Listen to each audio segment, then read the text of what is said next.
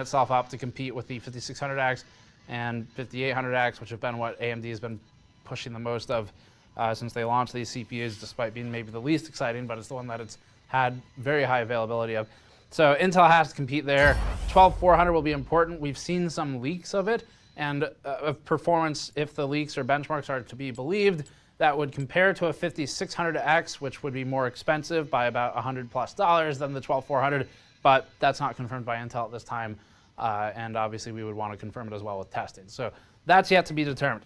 As for memory, memory support is changing. So DDR5 has been introduced. We talked about this, PCIe Gen 5, DDR5, we talked about in the previous Intel Alder Lake specs and architecture video, but at a harder specs level for product that's coming out, the memory support is DDR5 4800, DDR4 3200 on the Intel Alder Lake SKUs that have been announced today. As an important reminder for how this works, first of all, DDR4 and DDR5 are physically different. They will not, or should not be made to socket into the other's socket.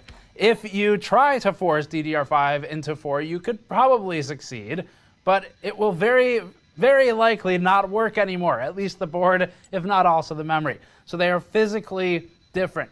Do not try to install one into the other. It's just like DDR3 and 4, just pretend they're totally different things entirely. So that aside, they are both listed in the support list. We're going to explain how this works in case you don't know.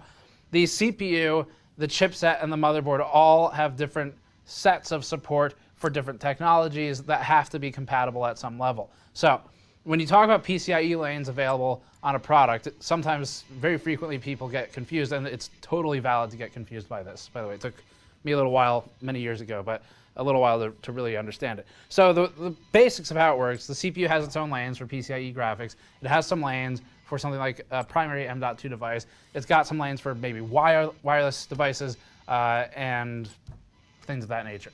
The chipset then carries additional HSIO lanes on Intel, so the PCH runs high-speed I/O, HSIO lanes, where those, to some extent, can be apportioned out by motherboard manufacturers. So you can assign some, say 4, to an extra M.2 slot, and maybe those are Gen 3 or Gen 4, depending on the chipset generation.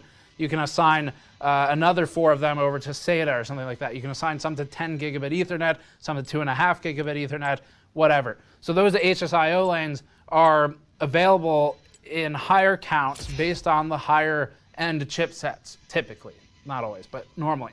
So D590 versus something like a B400 series motherboard, you're going to have some chipset HSIO lane differences, and that's where the big change comes, other than BIOS support for things like overclocking. So coming back to the memory support, the CPU lists too. That doesn't mean you can use them both at once. In the past, for DDR4 and 3, there was a switchover period where a couple of Intel boards, specifically there's a BioStar one that we tested at the time, had DDR3 and DDR4 slots both on the motherboard. You could not, and this is true with Alder Lake as well, use both of them at the same time. You could choose one, but you couldn't use both. The only reason these boards were really interesting or useful was because they allowed an easier like-for-like comparison in all aspects, except for the memory. So if you were really curious about doing a memory comparison, you could do it. But it meant you got 2 DIMMs per technology. So you could do 2 DDR3, 2 DDR4. And in this instance, if one of those types of boards come out, it'll be the same thing. I'm not aware of any right now. Maybe someone will make one as sort of a fun Frankenstein science experiment. They've never